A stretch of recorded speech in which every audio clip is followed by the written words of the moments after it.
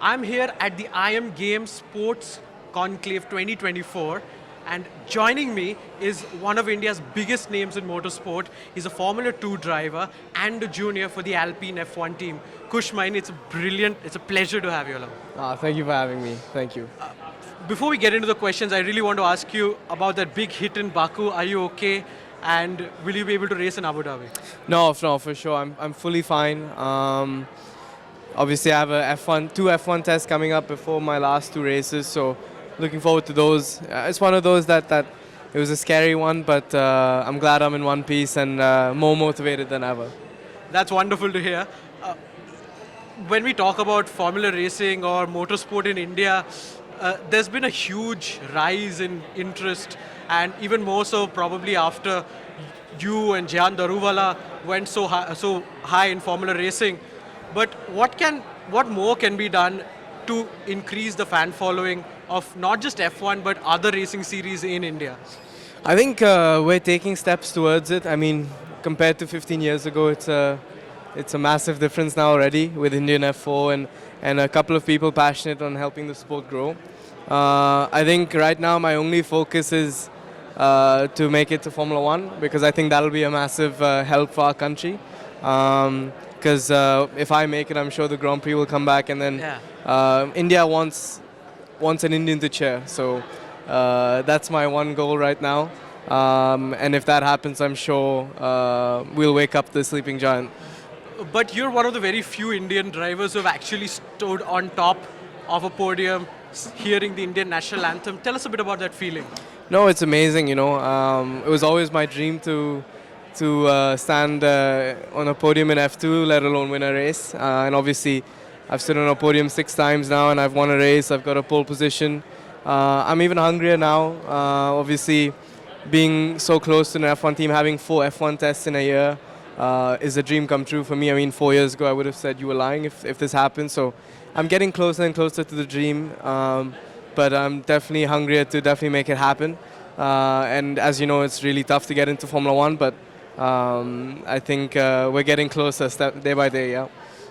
So when you signed with Alpine, and it's been more than a year now that you've been with Alpine, right now, considering they have already completed their roster for next year, what is the communication that you've been given from Alpine regarding not just your future together, but also as your future as a racing driver? Well, I think it's clear, the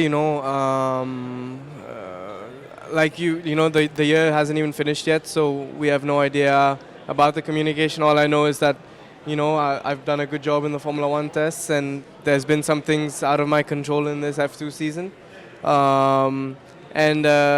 We have a very positive relationship. Obviously, Jack Doohan and Gasly will be racing next year, so Jack was obviously reserve driver last year, so that leaves the reserve driver's seat open. That's obviously my goal, but we'll have to wait till the end of the season. I just want to ask you about, the fact that Mika Hakkinen is your idol, and he's now a mentor for you as well. Can you share some of the advice that Mika gives you? At his prime, he could go toe-to-toe with Michael Schumacher, beat Michael Schumacher on merit. What's some of the advice Mika has given you in terms of your driving style or your mentality? No, we're really close, I met him in Singapore because I went for the Formula 1 Grand Prix there with Alpine, and we spent a lot of time together.